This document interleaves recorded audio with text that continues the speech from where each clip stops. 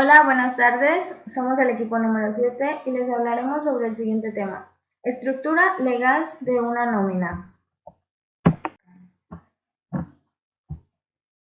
¿Qué es una nómina? Bueno, esto es un documento en el que una empresa realiza o plasma los salarios, las deducciones y las bonificaciones que tiene un trabajador por el tiempo o el periodo que ha laborado dentro de la empresa.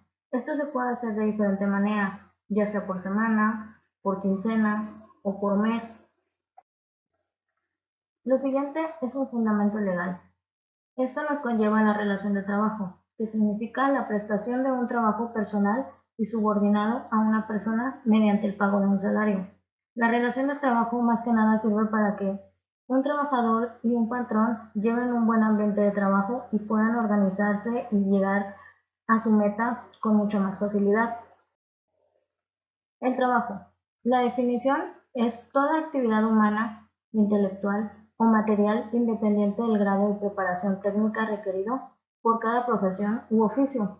Por ejemplo, un arquitecto o un piloto no van a ser lo mismo. Cada uno depende de la preparación en que ellos se hayan basado. El trabajador es aquella persona física que presta a otra persona física o moral un trabajo personal subordinado.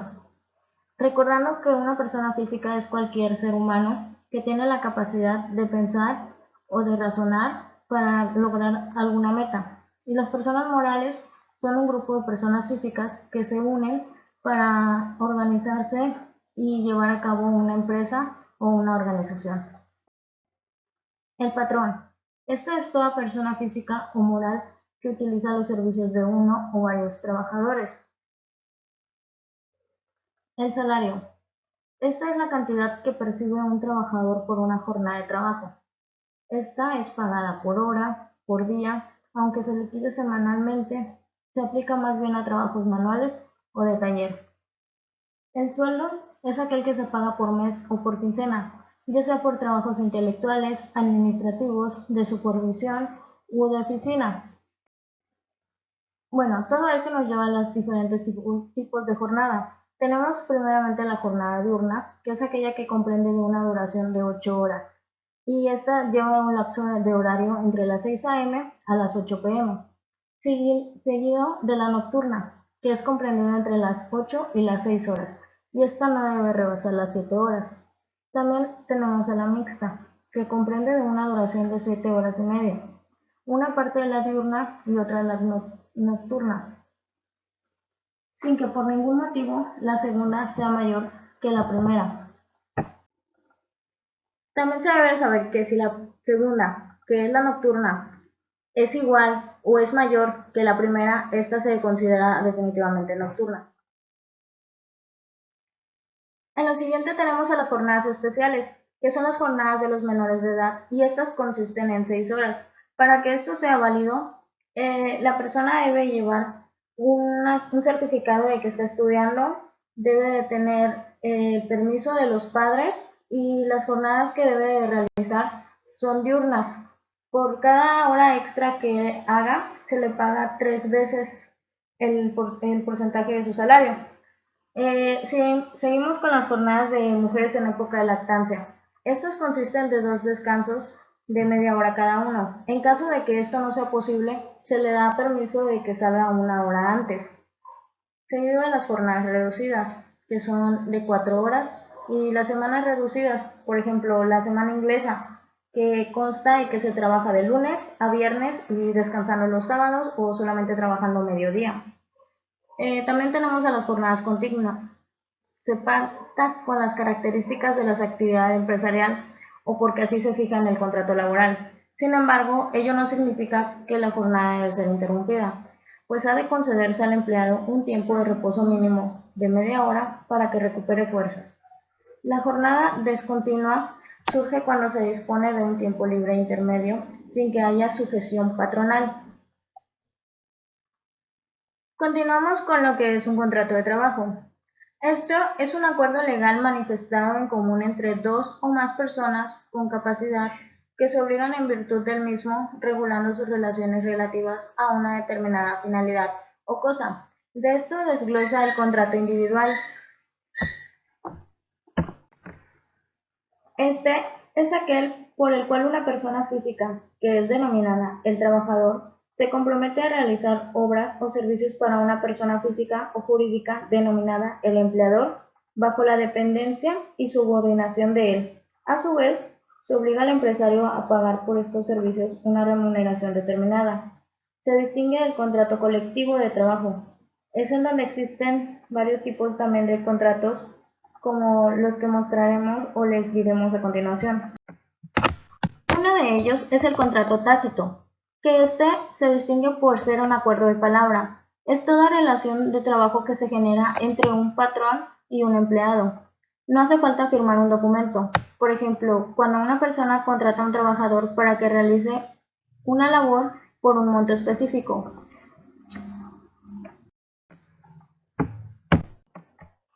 Dentro de todo esto, un contrato de trabajo, ya sea individual o colectivo, debe llevar los siguientes datos: el nombre, la nacionalidad, edad, sexo, estado civil y domicilio del trabajador y del patrón, seguido de la relación de trabajo, si es por obra o por tiempo determinado o por un tiempo indeterminado. 3. El servicio o servicios que deban prestarse, los que se determinarán con la mayor precisión posible, es decir, que sean lo más claro posible para que no haya ningún malentendido. El número 4. El lugar o lugares donde debe prestarse el trabajo.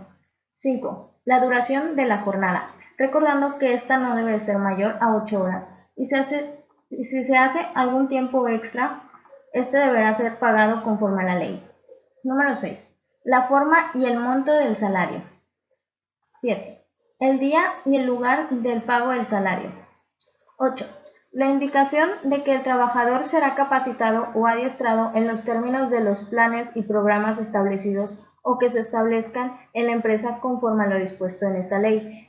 Esto es para que el trabajador tenga conocimiento de lo que va a realizar y cómo lo va a realizar, para que así no surja ningún malentendido o para que el trabajador no llegue a lesionarse con alguna arma en su propio trabajo. 9. Otras condiciones de trabajo, tales como los días de descanso, las vacaciones y demás que convengan al trabajador y al patrón. Haciendo referencia, en el punto número 7, el día y el lugar del pago del salario debe ser dentro de la empresa, no puede ser fuera de este, ya que es algo establecido por la ley. Continuamos con las remuneraciones obligatorias que se deben de pagar conforme a la Ley Federal de Trabajo, como son los sueldos y salarios, el aguinaldo, la prima vacacional, las horas extras y la prima de antigüedad. Y otras remuneraciones son las que se otorgan de acuerdo a las políticas de la empresa, ya sean premios por asistencia y puntualidad, fondo de ahorro y el bono de productividad. Bueno, el salario es aquella retribución del trabajador que es fijada por unidad de tiempo o de obra para cada categoría profesional. Es una cantidad que establece el convenio colectivo o el acuerdo individual. El aguinaldo es una ayuda que se le da al trabajador. Esto es en diciembre y debe de ser pagado antes del día 20. Son 15 días de salario lo que se le otorga. Esto para que él se ayude con los gastos por las épocas navideñas o por las fiestas. Continuando con la prima vacacional. Esta es una prestación adicional del 25% que se le otorga al trabajador cuando éste toma sus vacaciones. Dicho porcentaje se aplica sobre el importe de vacaciones. Continuando con las horas extras o extraordinarias. Estas son aquellas que se realizan sobre la jornada máxima de trabajo, mediante un convenio colectivo o por contrato. Se optará entre abonar las horas extraordinarias en la cuantía que se fije, o compensarlas por tiempos equivalentes de descanso retribuido. Continuando con el salario. El salario se integra por pagos o por cuota diaria, gratificaciones, percepciones, habitación, primas, comisiones o préstamos en especie. Un ejemplo de ello son las gratificaciones extraordinarias, que es el estatuto de los trabajadores que reconoce el derecho de estos mismos a 2 gratificaciones extraordinarias al año. Una de ellas con ocasión de la fiesta de Navidad y otra en el mes que se fije por convenio o por acuerdo. También en convenio se fijará su cuantía, que no podrá ser inferior al salario base más antigüedad de 30 días de trabajo.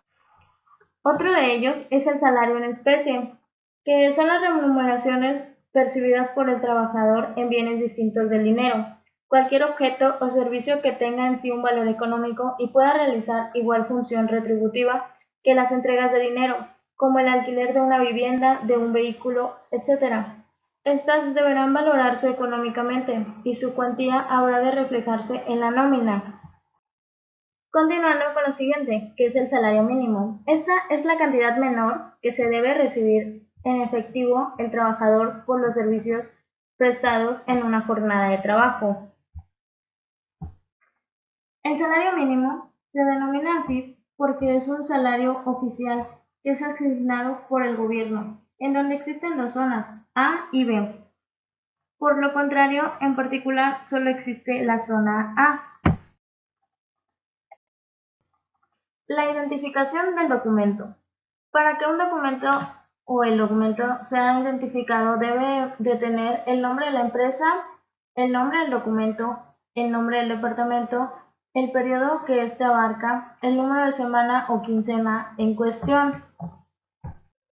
Por ejemplo, en este caso, el nombre del documento sería la nómina, el del departamento sería de ventas y el del periodo que abarca, en un ejemplo, sería del 1 de septiembre al 15 de septiembre, que sería la quincena en cuestión. La parte correspondiente a las percepciones o entradas. La primera parte es la que lleva los siguientes datos: el nombre del trabajador, número del Registro Federal de Contribuyentes, RFC, número de afiliación del Seguro Social, total de días trabajados y su importe, tiempo extra y su importe, y el espacio disponible para otras percepciones y las percepciones totales. Por ejemplo, en las percepciones totales están las que constituyen compensaciones económicas que recibe el trabajador por los gastos que le genera su trabajo, pero no retribuyen la realización del mismo. La parte correspondiente a las deducciones o salidas. En la parte de las deducciones se consignan los siguientes datos: el descuento sobre impuestos sobre la renta, que son los productos de trabajo, descuentos sobre cuotas del IMSS, descuentos sobre cuotas del sindicato, descuentos sobre concepto de Infonavit, descuentos sobre préstamos personales y otros descuentos, demandas sobre pensión alimenticia y las deducciones totales.